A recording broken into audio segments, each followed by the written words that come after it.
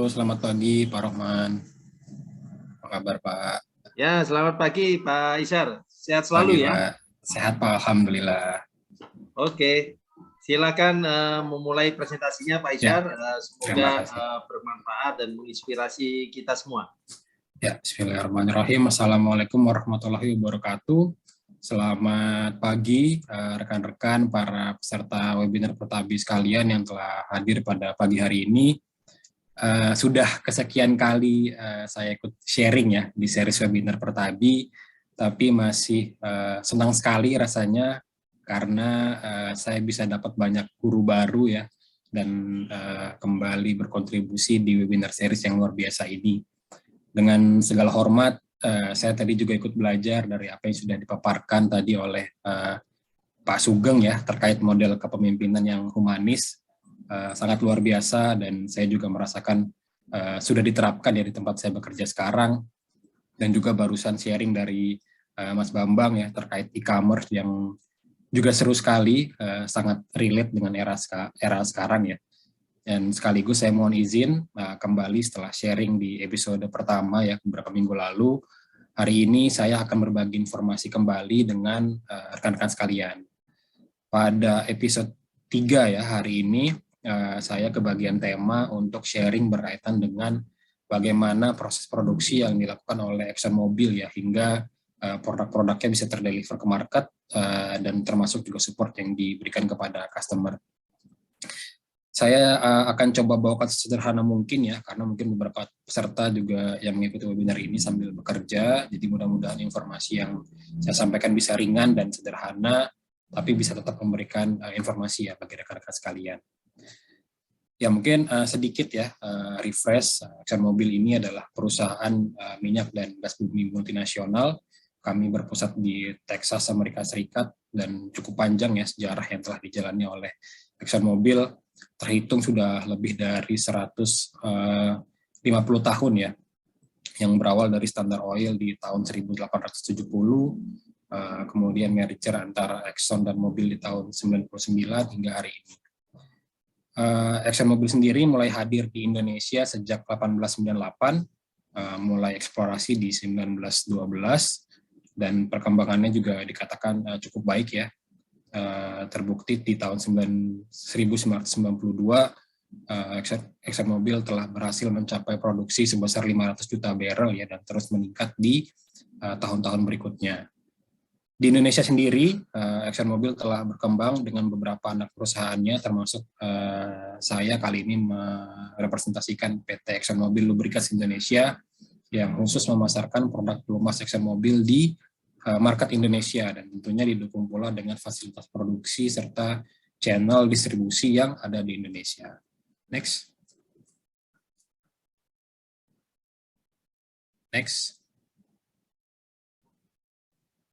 Nah, bicara mengenai pengalaman yang cukup panjang ya, membuat kami sudah melakukan banyak sekali perubahan ya, perkembangan, inovasi, baik dari segi produk, layanan, organisasi, dan lain-lain. Dari sisi produk misalnya, kami mengembangkan banyak produk berteknologi tinggi ya, untuk tidak hanya memenuhi kebutuhan dari para pembuat mesin, tapi juga memberikan proteksi lebih ya, sehingga produk itu bisa bekerja dengan umur yang lebih panjang tanpa mengurangi performa. Terlebih melalui pelumas-pelumas kami yang berdasar sintetik ya, yang telah dikembangkan oleh tim riset dan development kami. Hal ini juga membuat produk-produk ExxonMobil secara global mendapatkan approval ya secara resmi dari beberapa engine maker, dan tertulis juga di manual book mereka. Tak lepas hal ini bisa dicapai karena peran seluruh tim kami, termasuk sales dan engineer ya, dan juga riset dan development yang ikut memasarkan dan memonitor performa dari produk-produk kami hingga bisa diterima dengan baik di pasaran. Next. Ya, ini sebagai salah satu contoh ya, contoh kerjasama dan kolaborasi yang cukup panjang dengan Caterpillar ya, dan sudah lebih dari 30 tahun kami bekerja sama untuk bersama-sama membangun produk yang berkualitas tinggi, mengikuti perkembangan teknologi yang ada di alat berat ya, supaya bisa memenuhi requirement yang ada. Jadi kolaborasi antara expertise kami di bidang pelumas dan expertise dari Caterpillar di alat berat membuat kolaborasi ini semakin lengkap. Dan kami juga berkolaborasi di berbagai aspek bisnis, baik itu di upstream, downstream, operasional, dan lain-lain. Jadi kami berusaha untuk saling mendukung satu sama lain. Next. Nah, ini juga salah satu bentuk ya kerjasama kami dengan industri besar lainnya. Yang ini di luar mining ya, di mana mobil bekerja sama dengan Red Bull Racing dimulai dari tahun 2017 dan syukurnya baru saja memenangkan kejuaraan F1 ya tahun lalu ya. Di mana memang melalui kerjasama ini pesan yang ingin kami sampaikan adalah bagaimana produk-produk mobil oil itu bisa membantu kesuksesan bisnis dari customer-customer kami ya, khususnya melalui performa pelumas yang dimaksimalkan. Next. Baik, lalu seperti apa sih pelumas itu dibuat ya, atau diformulasi hingga menjadi satu spesifikasi pelumas dengan performa tertentu begitu ya. Saya yakin rekan-rekan khususnya yang mungkin dari bidang operasional atau maintenance sudah cukup familiar ya dengan hal ini, karena secara konsep pembuatan pelumas itu bisa dikatakan sama. Yang membedakan mungkin adalah bagaimana formulasinya, bagaimana proses development-nya, bagaimana kontrol produksi dan kualitasnya, serta bagaimana layanan after sales service-nya. Next. Nah, bicara bagaimana pelumas dibuat ya, karena mungkin kita setiap pagi banyak yang minum kopi ya, jadi paling gampang memang menganalogikannya pakai kopi ya. Jadi bahan pelumas itu adalah base oil. Base oil ini kita dapatkan dari crude oil ya, atau minyak mentah, hasil dari eksplorasi, dan kebetulan ExxonMobil sendiri adalah perusahaan eksplorasi minyak yang terbesar di dunia juga ya. Jadi di mana crude oil tersebut diproses yang dinamakan dengan refinery. Kemudian dari hasil refinery tersebut akan ada beberapa output ya. Salah satunya adalah base oil. Nah, ibarat kopi tadi, kopi kita tambahin air, mungkin sedikit gula ya, kemudian kita aduk sehingga jadilah kopi yang bisa kita minum. Nah, oli juga cara pembuatannya sebenarnya cukup sederhana ya. Jadi base oil tadi dicampur dengan aditif, kemudian diaduk dan sudah jadilah oli atau pelumas. Tinggal yang membedakan adalah kalau kopi seberapa banyak gulanya, mungkin seberapa banyak creamernya gitu ya. Nah, kalau di oli tinggal seberapa banyak aditifnya, kemudian jenis aditifnya apa, lalu tentunya diaduk di kettle di setiap batch dengan bantuan alat supaya mixingnya bisa lebih konsisten. Kemudian bicara komposisinya sendiri, paling besar memang disumbang oleh base oil ini ya, kurang lebih 75% sampai 99%. Itu mengapa kalau kita belajar oli atau mungkin mau beli oli ya, sederhananya kita sering ketemu di pasaran sebutannya adalah oli mineral atau oli sintetik, karena mineral dan sintetik ini adalah tipe base oil yang notabene kontributor terbesar dalam pembuatan sebuah merek oli ya. Next. Nah, ini adalah klasifikasi dari base oil-nya. Jadi base oil dibagi menjadi beberapa grup ya. Ada grup 1, 2, 3 dan seterusnya. Secara sederhana, pemahaman sederhana, makin tinggi grupnya itu makin baik. Yang terlihat dari nilai saturasinya, kandungan sulfurnya juga dia akan lebih rendah. Kemudian viscosity index-nya itu akan lebih tinggi. Ini adalah parameter kestabilan kekentalan pelumas ya terhadap perubahan suhu. Di mana semakin tinggi base oil-nya, maka akan semakin stabil juga kekentalannya. Nah, biasanya yang tergolong mineral itu adalah base oil dengan level grup 1 dan 2, kalau sintetik ada di grup 3 ke atas. Kapan kita gunakan base oil tersebut, itu tergantung kebutuhan. Jadi pelumas apa yang ingin kita buat, seperti apa ekspektasi kita terhadap performanya, dan tentunya untuk menghasilkan performa yang excellent gitu ya, mungkin dengan ketahanan panas tinggi atau kestabilan pelumas yang luar biasa, kita akan gunakan base oil sintetik. Next.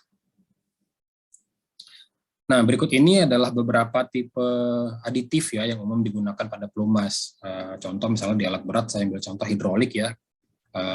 Di hidrolik itu kita aditif yang berperan cukup krusial, misalnya ada antifoam ya untuk menghilangkan buih atau busa yang mungkin muncul pada saat operasi, di mana foam ini atau busa ini perlu dihilangkan karena apabila dibiarkan dapat menyebabkan kavitasi ya, dan mengikis komponen.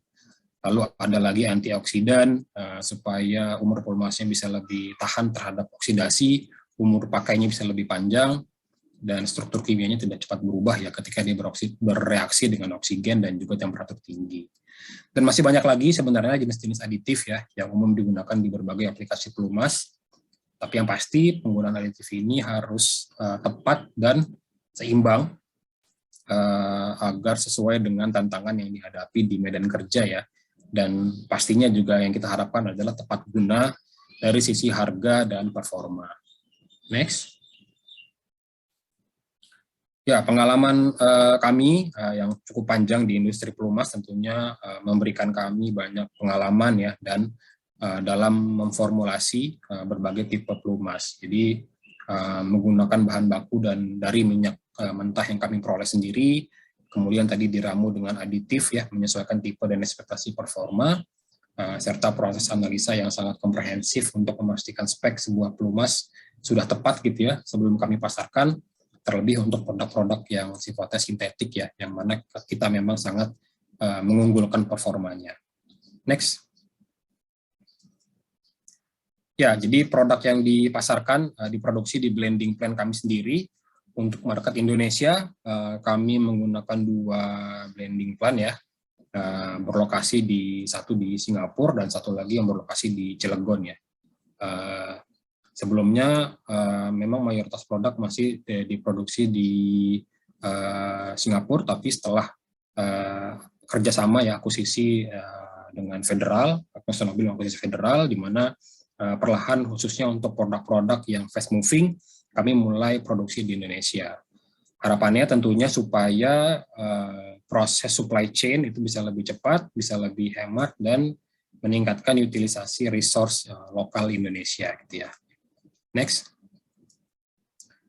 Nah, ini mungkin sedikit gambaran sederhana ya, seperti apa proses produksi itu dilakukan. Jadi dari persiapan base oil, kita dapatkan hasil refinery dari minyak mentahnya, lalu base oil dipilih disesuaikan dengan tipe pelumas yang akan dibuat ya, apakah itu mineral atau sintetik, kemudian ditambahkan dengan aditif sesuai dengan kebutuhan juga, misalnya di oli mesin kita butuh aditif tadi viscosity modifier, deterjen, dispersan, dan lain-lainnya. Lalu bahan baku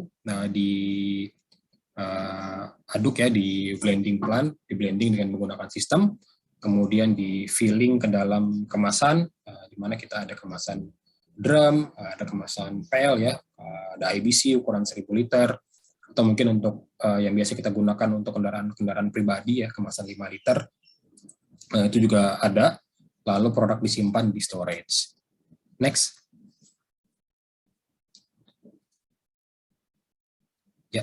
Ya, jadi yang perlu diingat juga dalam serangkaian proses tersebut juga ada satu proses yaitu lab check ya, di mana lab check ini kita lakukan sebagai komitmen untuk memastikan kestabilan kualitas produksi supaya tetap stabil dan sama untuk setiap produk yang kita deliver ke customer. Oke, karena waktunya tinggal 3 menit akan saya percepat ya. Next. Nah, ini adalah bagaimana bentuk support kami yang kami berikan kepada customer, di mana kami bekerja dengan cara membantu meningkatkan produktivitas ya dari customer, khususnya dengan proses pelumasan ya di equipment khususnya di alat berat. Next. Ya, mengapa pelumasan ini penting? Karena pelumasan ini memberikan dampak yang sangat besar ya bagi cost ya atau biaya yang dikeluarkan oleh customer. Karena pelumasan yang buruk itu akan membuat peralatan menjadi tidak efisien, sehingga akan membuat umur komponen lebih pendek dan perbaikan equipment-nya juga akan lebih sering berhenti ya karena kita harus maintenance. Next. Nah, tentunya tugas kami adalah menghindari terjadinya problem-problem akibat pelumasan tadi sehingga equipment bisa bekerja dengan normal. Tidak hanya itu, kita juga berusaha untuk memberikan added value ya dengan menemukan potensi-potensi savings atau penghematan dari mana saja yang bisa kita tingkatkan untuk menambah keuntungan bagi bisnis customer. Next. Ya, karena di ExxonMobil kami menjalankan bisnis tidak hanya tentang produk, tapi juga hingga after sale service-nya, berbagai layanan teknis yang kami miliki tentunya untuk membantu customer mengoptimalkan program maintenance mereka, dan after sale service ini dirancang untuk selalu berdampingan dengan produk yang kami pasarkan, yang kami sebut dengan Mobil Serve. Next. Ya, ini singkat berbagai macam ya layanan yang kita bisa berikan ke customer. Jadi sebenarnya ada 3 level yang kita sebut dengan esensial, enhanced, dan yang tertinggi di elite. Ada cukup banyak yang bisa kami berikan. Next. Nah, ini slide terakhir ya, highlight. Jadi dari serangkaian aktivitas ataupun support yang bisa kami berikan ke customer, ini mungkin yang cukup sering kami berikan, di mana ada use oil analysis untuk mendeteksi kondisi pelumas, lalu ada temperatur profiling ya, yang biasanya kita gunakan untuk melihat tren perubahan temperatur pada suatu aplikasi tertentu, lalu ada inspeksi, contoh misalnya seperti engine inspection yang benar kita gunakan borescope untuk bisa melihat kondisi mesin tanpa harus melakukan pembongkaran, lalu ada study untuk melakukan oil drain interval ya, atau perpanjangan umur oli, baik itu aplikasi engine atau hidrolik ya, dengan kombinasi data yang kita dapatkan tadi dari oil analysis, temperatur profiling dan inspeksi, dan tentunya kita gunakan untuk memberikan efisiensi yang lebih besar lagi bagi customer. Next. Ya, demikian yang bisa saya sampaikan. Saya harap bisa bermanfaat ya informasinya ya, informasi yang rasanya cukup ringan terkait dengan proses bisnis dan support di ExxonMobil. Semoga bisa sedikit banyak memberikan wawasan bagi rekan-rekan yang telah hadir pada sesi webinar pagi hari ini. Selanjutnya saya kembalikan ke moderator. Ya, luar biasa. Jadi ini pemaparan yang hebat dari Pak Iza Rizky. Saya terus terang kalau mendengar presentasi tentang Exxon itu never boring gitu ya, tidak pernah bosan. Jadi ini memang smart oil dan sudah mengadopsi high tech ya, artinya high technology di dalam proses produksinya. Dan biasanya pembelian Exxon ini selalu didampingi dengan quality assurance, kemudian service yang memadai, ya, terus kemudian juga assistance ketika kita menggunakannya. Dan banyak sekali benefit dari pemakaian oil Exxon, ya, mulai dari membuat endurance daripada permesinan alat berat menjadi lebih bagus, ya, kemudian juga saving karena memang komponen yang sudah memakai oil ExxonMobil oil ini itu memiliki level reusable yang cukup baik gitu ya. Oke, terima kasih Pak Iza Rizky atas pemaparannya dan